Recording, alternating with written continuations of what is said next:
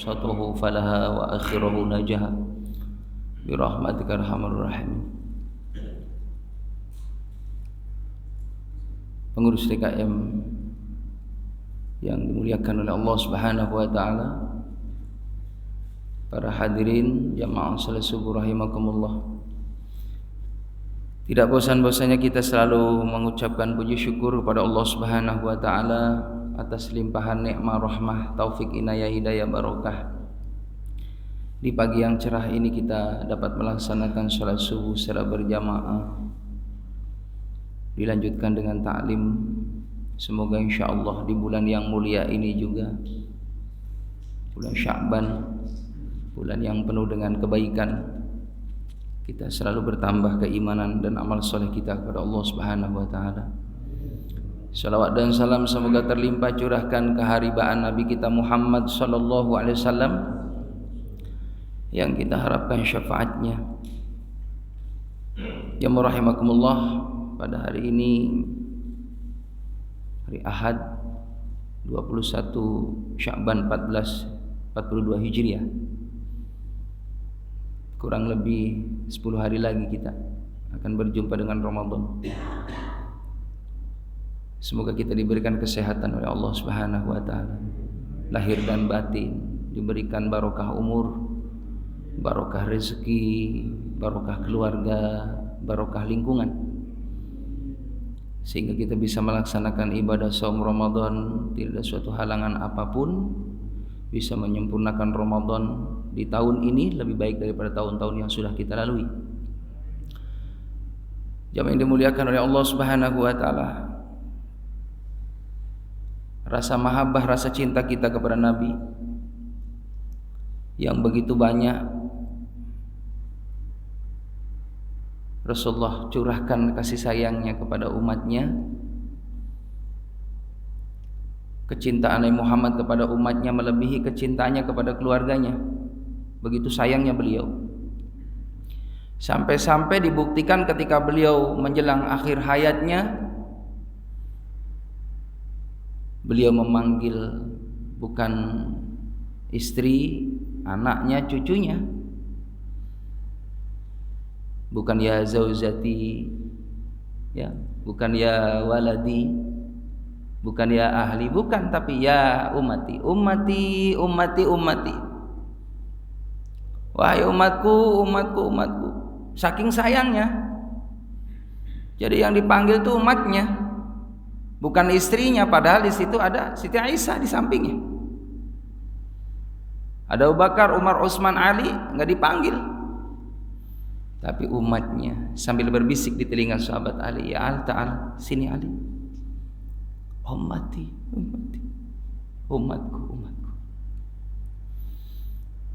As-shalah, as-shalah. Yang kedua, salat, salat. An-nisa itakun nisa. Wanita, takutlah wahai wanita. Maka jamaah rahimakumullah, itu tanda kecintaan Nabi Muhammad yang pertama. Yang kedua, ketika nanti pada hari kiamat,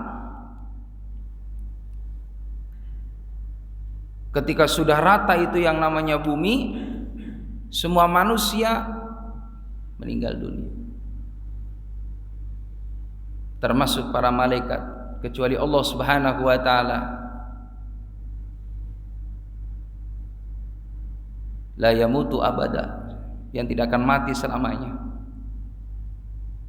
Maka jemaah rahimakumullah, ketika sudah wafat semua, makhluk yang terakhir kali wafat adalah malaikat Israil. Setelah mencabut malaikat Jibril, baru sendirinya Israil mencabut nyawanya sendiri. Ketika sudah mati semuanya jemaah rahimakumullah, baru Allah menghidupkan para malaikat, lalu menghidupkan manusia. Terutama yang pertama kali jemaah rahimakumullah, ketika dibangkitkan, dibangunkan itu pada hari kiamat, yang pertama kali adalah Nabi Muhammad SAW bangun.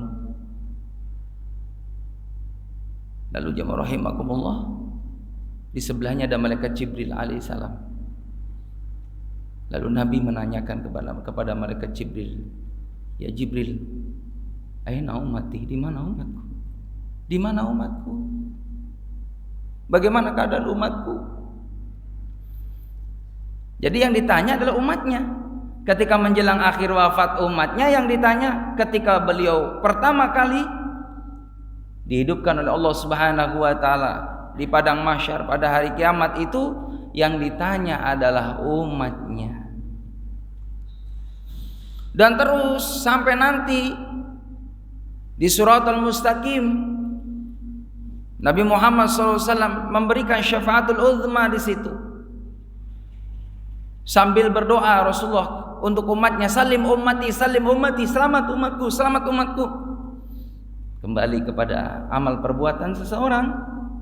Ada yang masuk ke dalam nerakanya Allah Subhanahu wa taala baru menginjak daripada titian Siratal Mustaqim 1500 tahun perjalanan. Yang dalam kitab Hafiru Ilallah dijelaskan perjalanannya seperti ini, ya. Lalu naik, lalu begini. Tajamnya seperti, ya, silet. Besarnya rambut satu dibelah jadi 7. Kecil. Dan neraka jahanam itu jamaah rahimakumullah dinyalakan dari mulai Allah ciptakan sampai sekarang dinyalakan oleh Allah Subhanahu wa taala. Dan menurut satu, ya, riwayat bahwa ketika waktu masuk salat zuhur, maka sedang panas-panasnya neraka jahanam, sampai itu dampaknya kita rasakan bagi orang yang ada di alam dunia ini. Begitu dahsyatnya neraka jahanam, sampai, ya, rasanya itu sampai ke bumi pas jam 12. Maka orang yang datang melaksanakan salat zuhur dalam satu riwayat, maka Allah akan amankan nanti di padang mahsyar. Allah akan amankan nanti dari neraka jahanam. Karena perjuangannya dia melawan teriknya matahari yang panas. Kalau di Masjidil Haram itu jamaah rahimakumullah, jam 8 aja udah panasnya 35 derajat. Jam 10, apalagi jam 12 itu sampai 4,5. Bisa bayangin, Pak, kalau nggak pakai sandal tuh melepuh. Panasnya luar biasa. Ketika disiram itu sorban jamaah rahimakumullah buat nutupin, kalau mau salat Jumat itu langsung kering. Kalau kita dalam keadaan ihram boleh pakai payung, tapi nggak boleh ditutup, pakai payung. Ya, memang itu syaratnya, nggak boleh ditutup. Maka jamaah rahimakumullah dahsyatnya luar biasa. Maka orang yang salat zuhur berjamaah, dari dampaknya tadi, hawanya neraka jahanam yang dinyalakan oleh Allah persis jam 12 itu lagi gemolak, maka diamankan nanti di akhirat orang yang menjaga salat zuhur. Dalam satu riwayat jamaah rahimakumullah. Dan di Siratal Mustaqim Nabi berdoa, salim ummati, salim ummati.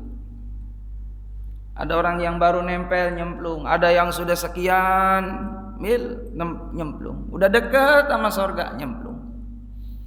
Ada orang yang berjalan kaki, ada orang yang lari, ada orang yang naik kendaraan. Di antaranya masjid ini jadi kendaraan kita, hewan kurban jadi kendaraan kita nanti di akhirat.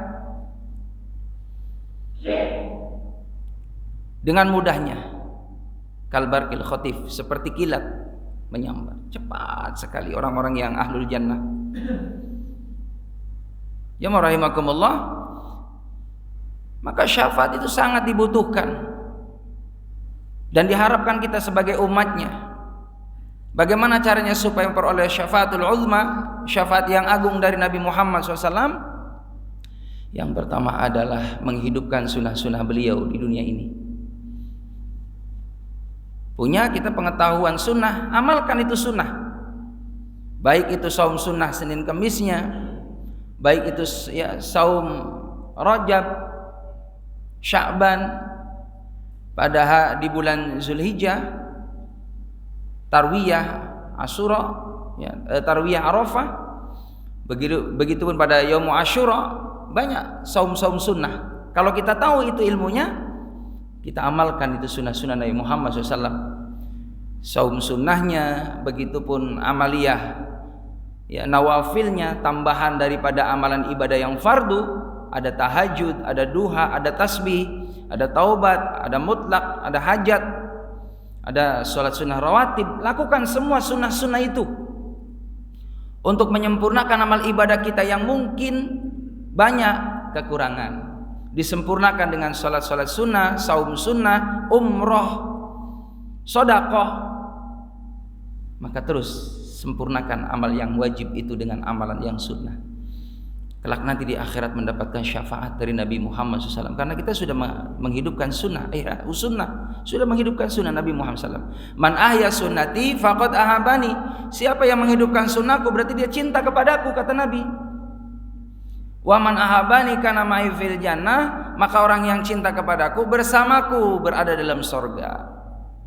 Jadi dapat syafaat. Lalu yang kedua, supaya kita dapat syafaat Nabi Muhammad, dikenali oleh Rasulullah SAW, aksaruhum alaiya salah, mereka yang banyak salawat untuk Nabi Muhammad. Sallallahu alaihi Muhammad, ada salawat Jibril, sallallahu alaihi Muhammad, sallallahu alaihi Muhammad. Itu salawat Jibril. Ada salawat nariyah, salawat munjiat, ada salawat tibil qulub, ya, ada salawat busyra, banyak macam-macam salawat. Semakin banyak kita baca salawat, insyaallah hidup kita ditenangi nama Allah, dinyamani nama Allah, disejahterakan nama Allah, didamai nama Allah, dimaslahati nama Allah.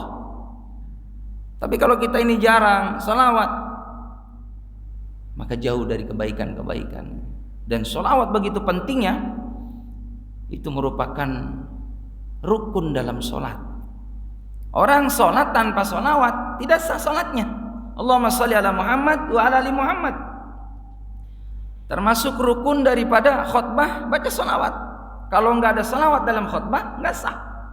Saking pentingnya salawat. Dan di bulan Sya'ban ini adalah bulannya Allah perintahkan kepada umat Nabi Muhammad untuk bersolawat kepada Muhammad. Asbabun nuzulnya, innallaha wa malaikatahu yusholluna 'alan nabi. Sesungguhnya Allah dan para malaikat Allah yusholluna 'alan nabi, bersolawat kepada Nabi Muhammad sallallahu alaihi wasallam. Ini asbabun nuzulnya pada bulan Sya'ban ini. Makanya dikatakan inna rajaba syahrullah wa sya'bana syahri. Bulan Sya'ban itu bulan umatku, syahri bulanku, kata Nabi. Bulan Sya'ban syahri adalah bulanku. Karena tadi bagaimana Allah menurunkan daripada asbabun nuzulnya, turunnya innallaha wa malaikatahu yusholluna 'alan nabi. Sesungguhnya Allah bersalawat kepada Muhammad, para malaikat Allah bersalawat kepada Nabi Muhammad. Lalu ada pertanyaan, salawatnya Allah bagaimana untuk Nabi Muhammad?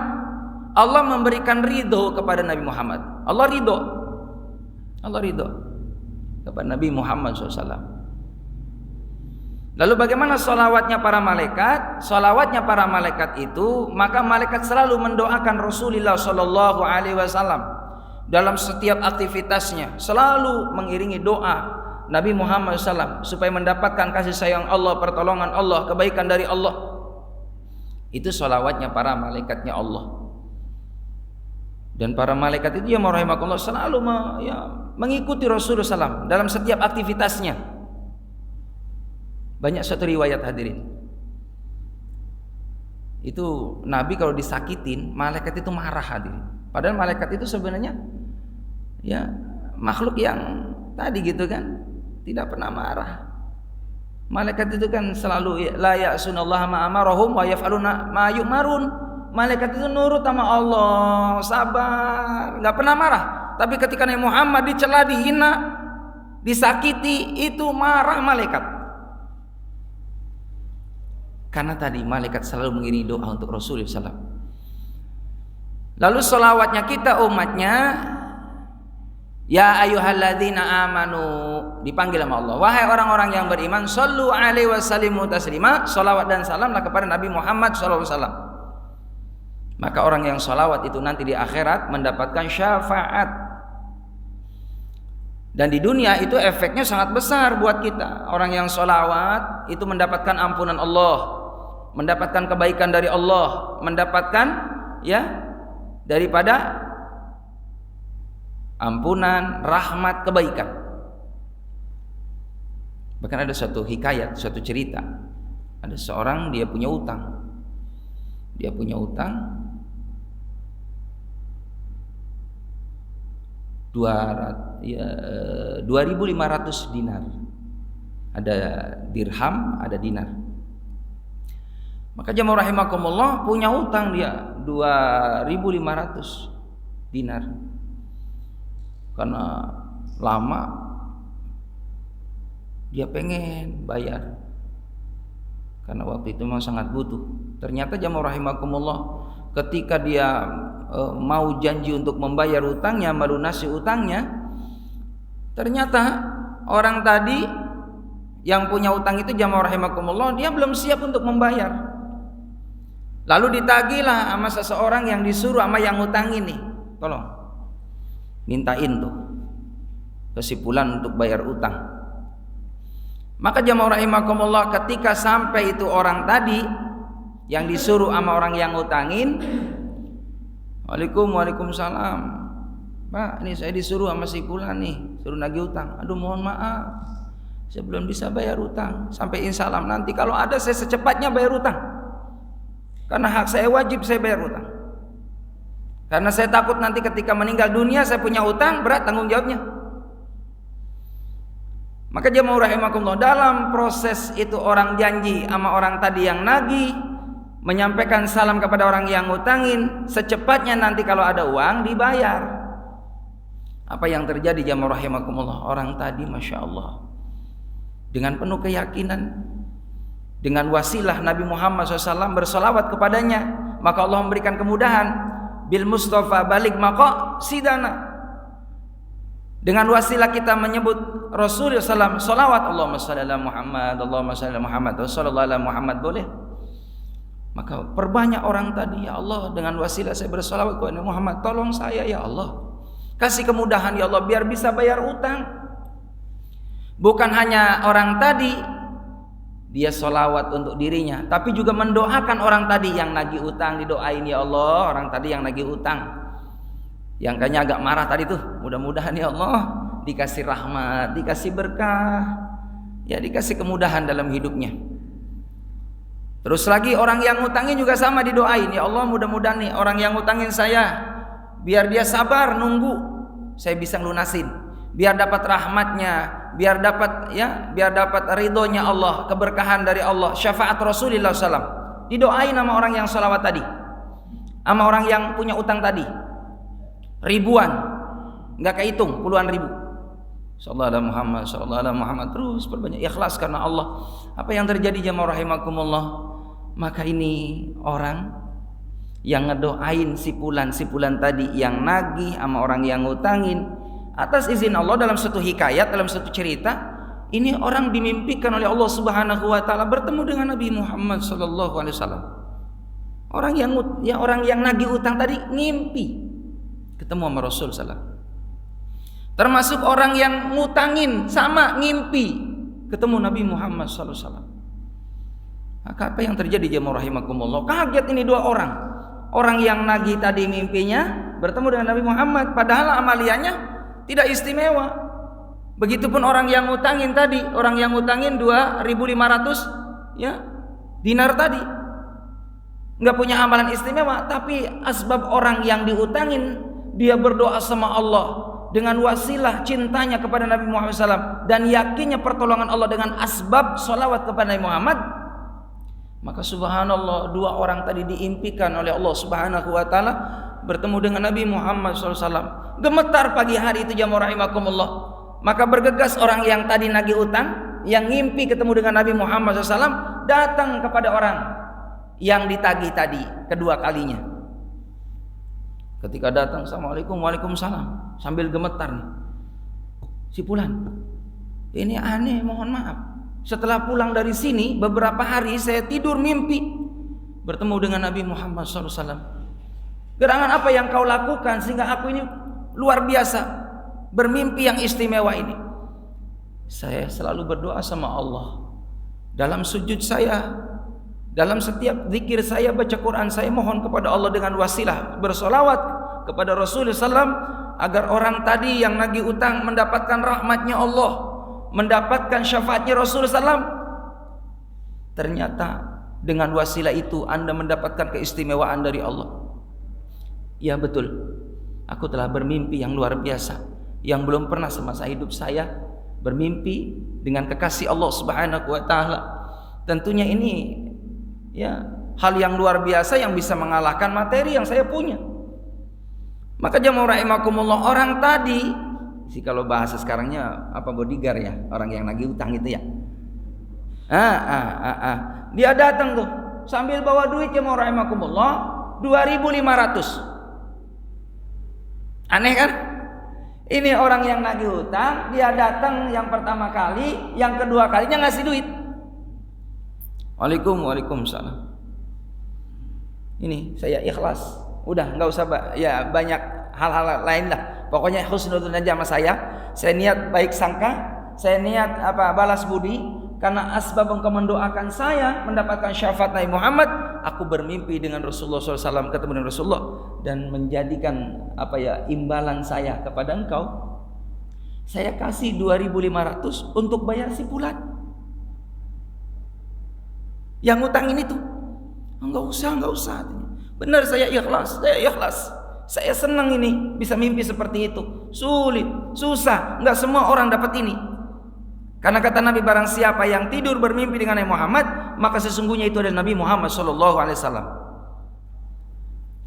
Ya udah, saya terima. Setelah diterima, jemaah rahimakumullah, apa yang terjadi? Itu orang yang ngutangin tadi, dia bergegas juga pengen ketemu si Fulan. Ada amalan apa ini?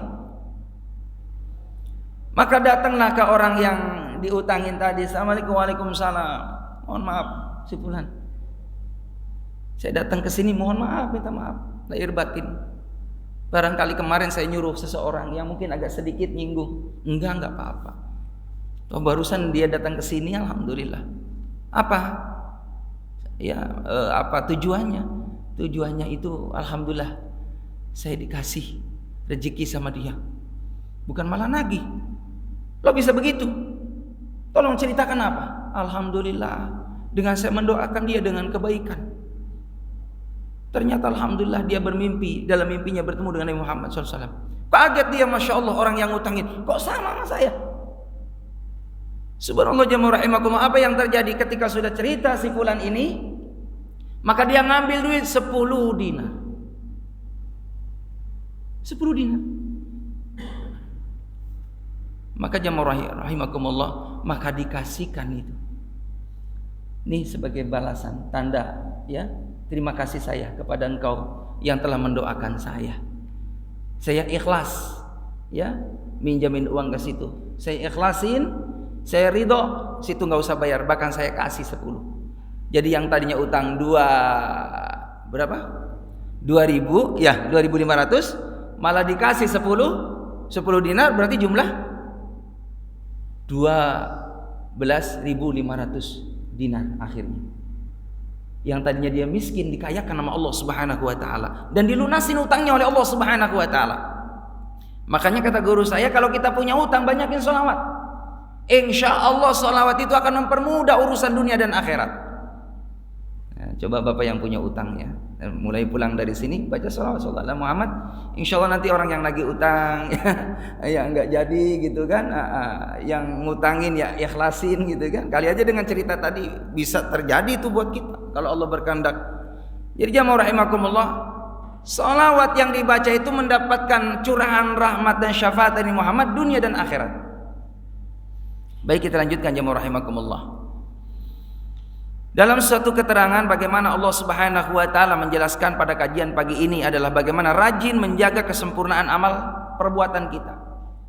Kudu rajin kita menjaga nih amal soleh, dijaga terus sampai mati, sampai kita menghadap Allah. Dijaga sholat jamaahnya sampai kita menghadap Allah, dijaga saum sunnahnya, dijaga tilawah Qur'annya, dijaga sedekah sunnahnya, zakat, infak ya, dijaga amalia silaturahimnya, dijaga amalia kita cinta kepada para alim ulama. Terus kebiasaan-kebiasaan yang baik ini dijaga, jangan sampai pudar. Karena kata Imam Ghazali itu ada tipe manusia itu kalau lagi banyak duit, Pak, dia imannya naik imannya. Lagi banyak duit nih. Tapi ketika duitnya habis, imannya turun. Ada yang kedua, orang yang dia nggak punya duit, imannya naik. Banyak duit, turun. Ada orang yang dia banyak duit, nggak punya duit, tetap imannya turun. Ini yang bahaya nih.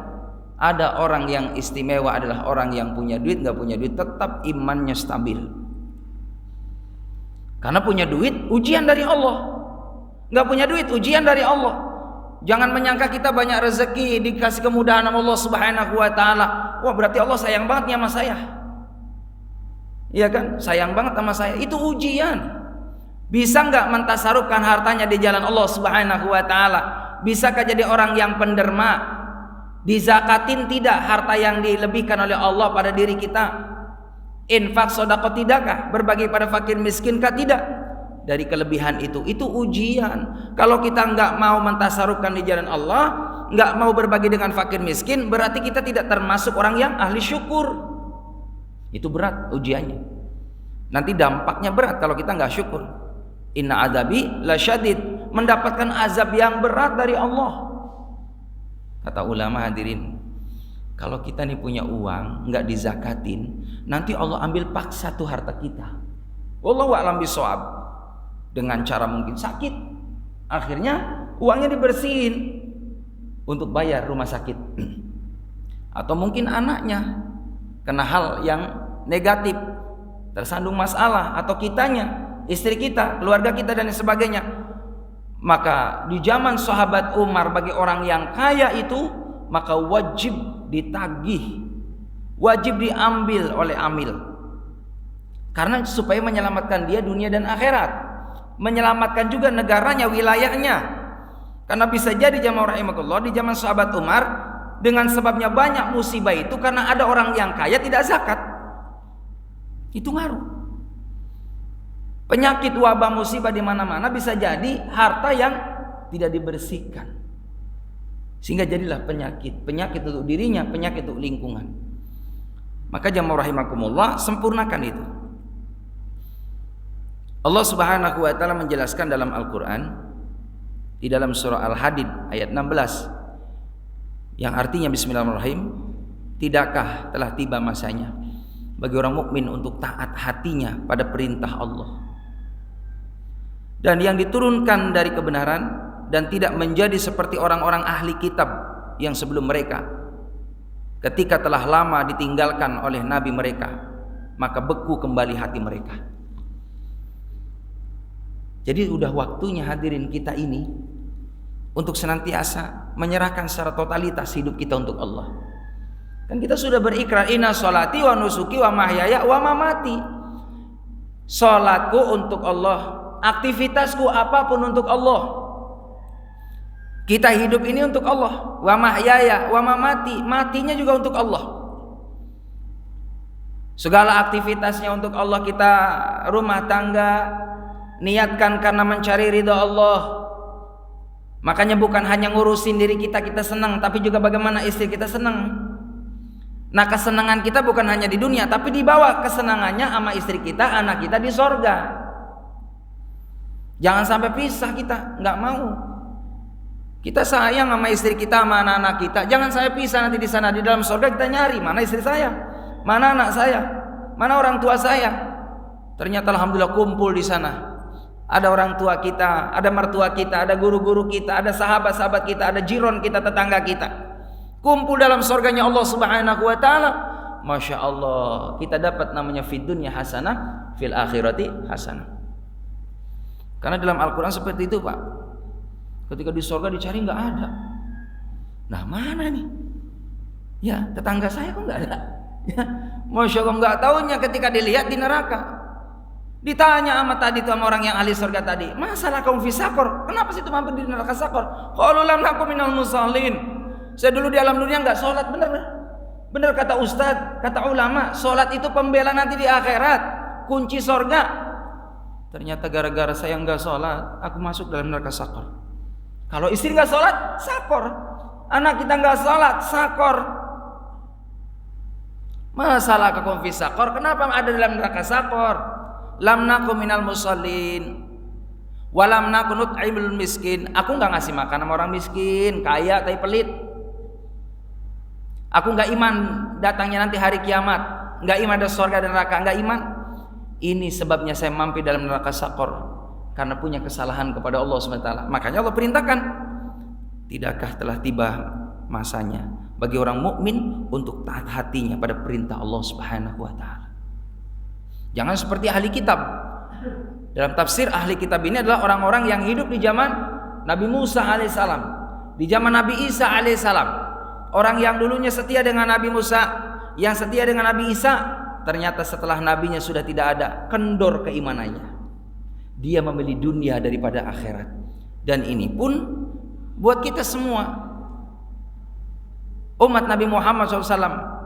Walaupun Nabi sudah tidak ada, para sahabat sudah tidak ada, tabi'in sudah tidak ada, maka di situ ada para alim ulama. Jangan jauh kita dengan para alim ulama. Jangan juga kita waktu ada ulama doang kita tambah iman. Waktu di masjid doang kita iman. Waktu di taklim doang kita iman. Di luar sana, masya Allah, mohon maaf jamaah rahimakumullah, imannya nggak dibawa. Jadi imannya dibawa hanya waktu taat sama Allah, pada waktu tertentu, pada saat tertentu. Tapi nggak dibawa imannya. Di kantor harus punya iman supaya nggak korupsi. Di perjalanan kita bawa iman supaya nggak zalim sama orang. Di rumah tangga kita bawa iman supaya kita terus mentata keluarga kita ini supaya keluarga yang harmonis. Pergaulan bawa iman supaya kita jangan sampai ada orang yang terlukai hatinya, fisiknya oleh kita. Maka terus bawa iman sampai kita menghadap Allah Subhanahu wa taala.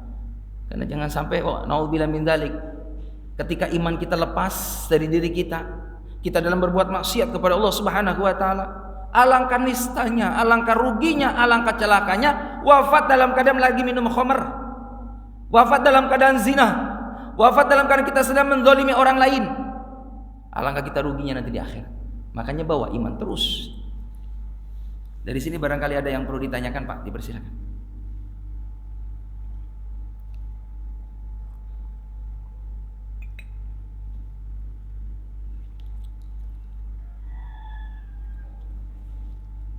Ada, Pak?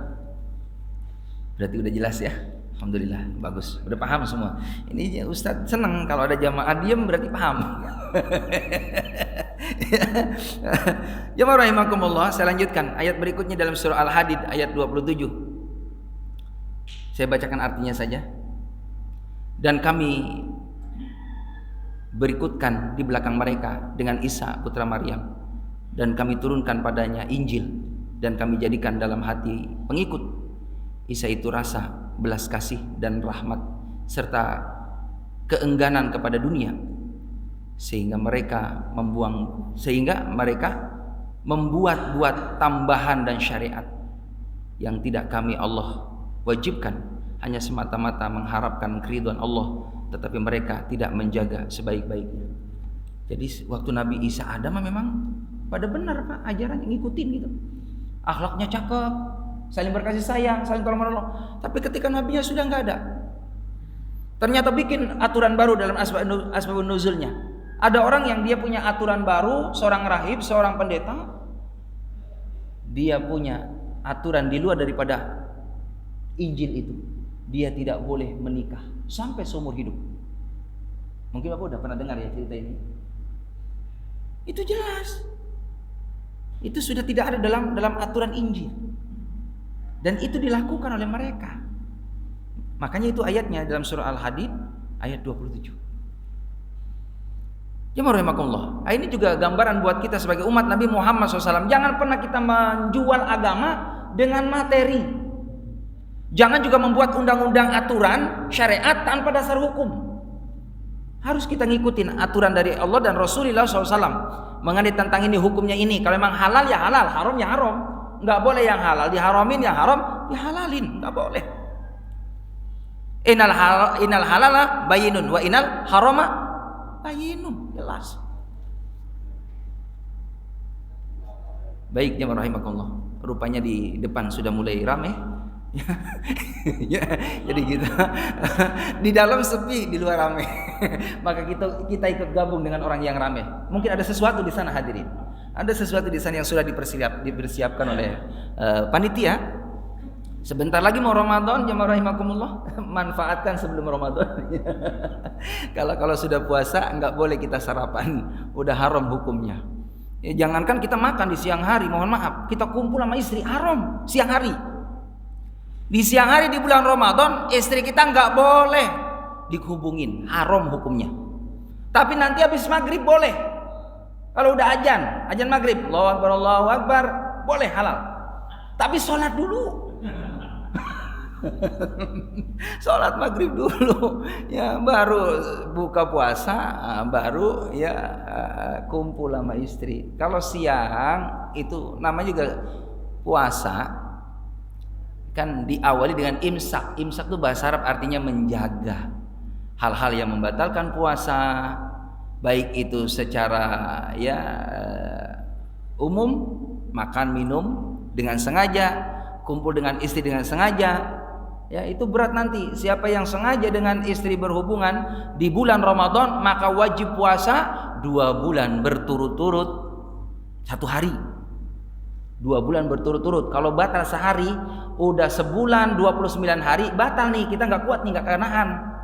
Kumpul juga, ulang lagi 2 bulan lagi. Berat Pak, makanya di bulan Ramadan cukup pakai WA aja. Yang sabar ya, ntar nunggu maghrib. Baik jemaah rahimakumullah, wallahu a'lam bishawab. Yang benar dari Allah, yang salah adalah kedoifan saya. Mohon maaf lahir batin selama dalam kegiatan taklim, dalam penyampaian materi kitab Riyadhus Shalihin ini ada kekurangan, kesalahan. Yang salah itu adalah kedoifan saya, kebatasan ilmu saya. Yang benar dari Allah. Mudah-mudahan kita bisa mengamalkan ilmu dari Allah Subhanahu wa taala agar kita diangkat derajatnya oleh Allah Subhanahu wa taala. Wallahu a'lam bishawab. Subhanakallahumma bihamdika asyhadu an la ilaha illa anta astaghfiruka wa atubu ilaik. Allahumma barik lana fi Sya'ban wa ballighna Ramadan. Allahumma barik lana fi Sya'ban wa ballighna Ramadan. Allahumma barik lana fi Sya'ban wa ballighna Ramadan. Allahumma arinal haqqa haqqan warzuqna ittiba'ah wa arinal batila batila warzuqna ijtinabah. Rabbana atina fid dunya hasanah fil akhirati hasanah wa qina adzabannar. Sallallahu alaihi sayyidina Muhammad wa alihi washabihi ajmain. Walhamdulillahirabbil alamin. Demikian billahi taufiq wal hidayah. Assalamualaikum warahmatullahi wabarakatuh.